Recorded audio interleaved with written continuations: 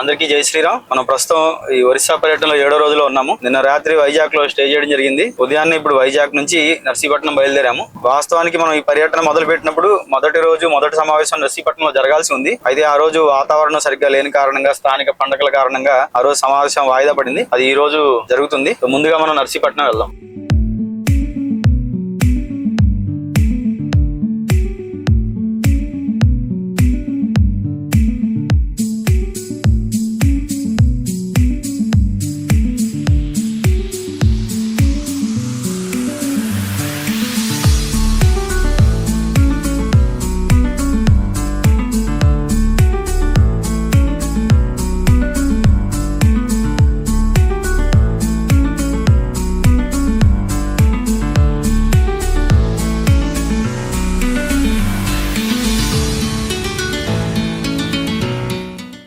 రెండు నెలల క్రితం అనంతపురంలో ఒక 10 కుటుంబాలతో మనం పునరాగమన కార్యక్రమం పెట్టినప్పుడు ఏమైందంటే, రేపు కార్యక్రమంగా ముందు రోజు పాస్టర్ కి తెలిసింది. వాళ్ళు అక్కడ ఏం చేస్తారంటే సుమారు 2.5 రూపాయలు విలువ చేసేటువంటి సరుకులు కిట్ ఇస్తారు. వాళ్ళు రైసు, చింతపండు, నూనె ప్యాకెట్లు ఇట్లా ఒక కిట్ ఇస్తారు అన్నమాట ప్రతి నెల. ఆ పాస్టర్ వెళ్ళిపోయి బెదిరించాడు అన్నమాట, మీకు ఇక వచ్చే నెల నుంచి ఇక ఈ కిట్లు రావు, మీరు వెనక హిందూ ధర్మంలోకి వెళ్ళారంటే. అంటే వాళ్ళకి మానసికంగా ఇటు రావాలన్నా సరే, నెలకి 2,000, 2,500 వస్తున్నాయి. మనం ఆర్థికంగా చిన్నవాళ్ళము.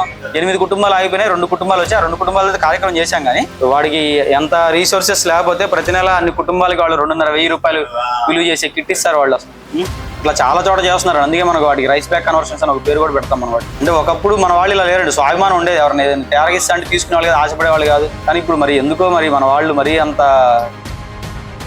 గ్లోబల్ హిందూ హెరిటేజ్ ఫౌండేషన్ ద్వారా విగ్రహాలు కొన్ని చోట్ల ఇస్తున్నాము, మైక్ సెట్లు ఇస్తున్నాము. ఇంకా చిన్న చిన్న మరమ్మతులు ఏమైనా దేవాలయాలు ఉంటే అట్లా. అంటే దేవాలయాల నిర్మాణం చాలా ఆర్థికంగా చాలా పెద్ద విషయం కాబట్టి మనం పూర్తి స్థాయిలో చేయలేకపోయినా ఇట్లా చిన్న చిన్న స్థాయిలో చేస్తూ వస్తున్నాము. కానీ ఇప్పుడు మనం చూస్తే కనుక దేవాలయాలు చాలా ఉంటాయి. మనకు భారతదేశంలో దేవాలయాలకు కొదవలేదు. అసలు గట్టిగా చెప్పుకోవాలంటే కొత్త దేవాలయాలు కట్టాల్సిన అవసరం లేదు. వాస్తవానికి ఉన్న దేవాలయాల్ని మనం శక్తి కేంద్రాలుగా మార్చుకోగలిగితే అంతకు మించిన గొప్ప విషయం ఏమీ లేదండి. కాబట్టి మనం కూడా దాన్ని బలంగా నమ్ముతాము. అసలు దేవాలయం అనేది లేదు, అక్కడ అవసరం అంటే అది వేరే విషయం. కానీ ఇప్పుడు ఎలా అవుతుందంటే, గతంలో వినాయక మండపాలు ఎక్కడో చోట చేసేవాళ్ళు, అందరం అక్కడికి వచ్చేవాళ్ళు. ఇప్పుడు పేట కూడా వచ్చేసింది, పేటలో 2-3 వచ్చేసినాయి. కానీ ఎక్కడా కూడా చేయాల్సిన పద్ధతిలో జరగట్లా. అలాగే మనకు గతంలో దేవాలయాల కేంద్రంగా ఆధ్యాత్మిక కార్యక్రమాలు, ధార్మిక కార్యక్రమాలు బాగా జరిగాయి, అందరికీ తెలిసిన విషయం. కానీ ప్రస్తుతం దేవాలయాలు అంటే ఏదో స్వామివారి కోసం దేవాలయం కడుతున్నాం అనుకుంటున్నాం, కానీ అది మన కోసం కట్టుకున్నట్టుగా ఎవరు భావించట్లేదు. కార్యక్రమాలు ఏమి జరగట్లేదు. కాబట్టి మరి ఇంత మారుమూల గ్రామంలో నిన్న మొన్నటి వరకు సంఖ్య లేని వాళ్ళు వక్ఫ్ చట్టానికి సంబంధించి నిరసన కార్యక్రమం చేస్తున్నారంటే, మరి ఇంతమంది, ఇన్ని వేల మంది, లక్షల మంది హిందువులు మనం ఉండి మనం ఏ కార్యక్రమాలు చేయలేకపోతున్నాం అంటే తేడా నెట్వర్క్ అండి, ఏమీ లేదు.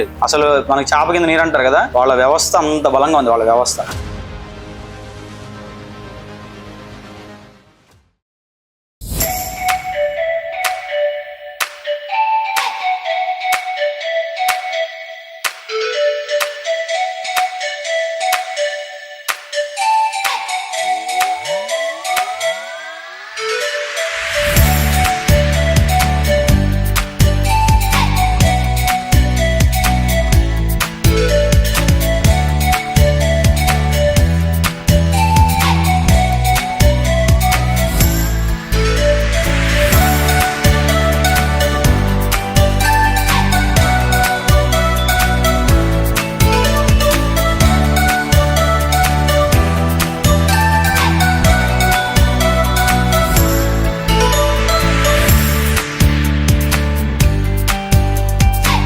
మనకు ఒరిస్సా పర్యటనలో చివరి రోజు 7వ రోజులో ఉన్నాం మనం. అయితే ముందుగా ఈ రోజు ఉదయం తెలియజేసినట్లుగా నర్సీపట్నంలో ఒక చిన్న సమావేశం జరిగింది. మనకు నర్సీపట్నంలో మన సంస్థ కార్యక్రమాలు ఏమీ లేవు, ఇప్పటివరకు మనం ఏమీ చేయలేదు. కొత్తగా మనం మన కార్యక్రమాలు అక్కడ విస్తరిద్దామని అనుకుంటున్నాము. అందుకోసమని కొంతమంది ముఖ్య కార్యకర్తలతో అక్కడ సమావేశం నిర్వహించుకొని అక్కడ నుంచి అల్లూరి సీతారామరాజు జిల్లాలో ఉన్నటువంటి రామకృష్ణ గారి ఇంటి దగ్గరికి వెళ్ళాము. మన సంస్థ కార్యకర్త సుబ్బారెడ్డి గారిని కూడా అక్కడ కలిసాము. సుబ్బారెడ్డి గారు కూడా మనకు అల్లూరి సీతారామరాజు జిల్లా కేంద్రంగా పూర్తి సమయ కార్యకర్తగా పనిచేస్తున్నారు. వారికి వీడుకోలు పలికి గుంటూరు బయలుదేరాము. దారిలో కూడా కొంతమంది కార్యకర్తలను కలవడం జరిగింది. సుమారు ఇప్పుడు సాయంత్రం 5:15 అవుతుంది.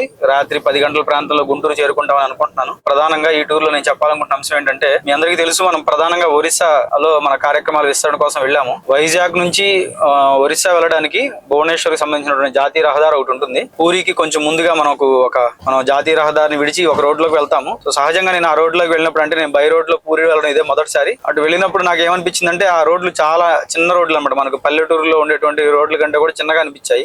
ఒరిస్సాలో కొంచెం డెవలప్మెంట్ సరిగ్గా లేదు అని నేను భావించాను. అయితే మనకు ఏదైతే పూరి క్షేత్రంలో మనం పెంటకోట ప్రాంతంలో మనం పర్యటించినప్పుడు అక్కడ స్థానిక పరిస్థితులు, అక్కడ స్థానికులతో మాట్లాడినప్పుడు నాకు అర్థమైనటువంటి అంశం ఏంటంటే, ఒరిస్సాలో రోడ్లు ఇలాంటి మౌలిక సదుపాయాలు అంటే ఆంధ్రప్రదేశ్ తో పోల్చుకున్నప్పుడు కొంచెం తక్కువగా అనిపించినప్పటికీ, అంటే పూర్తిగానే కాదు కొంచెం తక్కువగా అనిపించినప్పటికీ, అక్కడి ప్రజలు సాంస్కృతికంగా ధర్మపరంగా చాలా బలంగా ఉన్నారు వాళ్ళు. అయితే అక్కడ కన్వర్షన్స్ గానీ చాలా తక్కువగా ఉన్నాయి. అక్కడ వేరే అన్యమత కట్టడాలు గానీ మన ఆంధ్రప్రదేశ్ తో పోల్చుకుంటే చాలా అంటే చాలా తక్కువగా ఉన్నాయి. కానీ ప్రత్యేకంగా ఎవరైతే ఆంధ్రప్రదేశ్ నుంచి అక్కడికి వెళ్లి తీర ప్రాంతాల్లో జీవిస్తున్నారో మన వాళ్ళలో కన్వర్షన్స్ చాలా ఎక్కువగా ఉన్నాయి. మనకు ఆంధ్రప్రదేశ్ లో ఎలాగైతే కన్వర్షన్స్ ఉన్నాయో పూరి ప్రాంతంలో నివసిస్తున్నటువంటి తెలుగు వాళ్ళలోనే ఎక్కువ కన్వర్షన్స్ జరుగుతున్నాయి. దాంతో పాటు అక్కడ స్థానికులు చెప్పింది ఏంటంటే, ఒరిస్సాలో ఉండేటువంటి ట్రైబల్ ఏరియాస్ లో కూడా కన్వర్షన్స్ బాగా ఎక్కువగా ఉన్నాయి. ఎలాగైతే మనకు ఈ అల్లూరి సీతారామరాజు జిల్లా ఈ చుట్టుపక్కల ప్రాంతాల్లో ట్రైబల్ ఏరియాలో కన్వర్షన్స్ ఎలాగైతే ఎక్కువగా ఉన్నాయో, అక్కడ పూరి ప్రాంతం అంటే ఒరిస్సాలో కూడా సుమారుగా ఒక 4 జిల్లాల్లో 5 జిల్లాలో ట్రైబల్ ఏరియా ఉంటుందని చెప్పారు. అక్కడ కూడా ఎక్కువగా కన్వర్షన్స్ ఎక్కువగా ఉన్నాయని వారు తెలియజేయడం జరిగింది. సో ఇది మనం మొట్టమొదటిసారి మనం ఒక సంస్థ కార్యక్రమాల విస్తరణలో భాగంగా ఒరిస్సా వెళ్ళాము.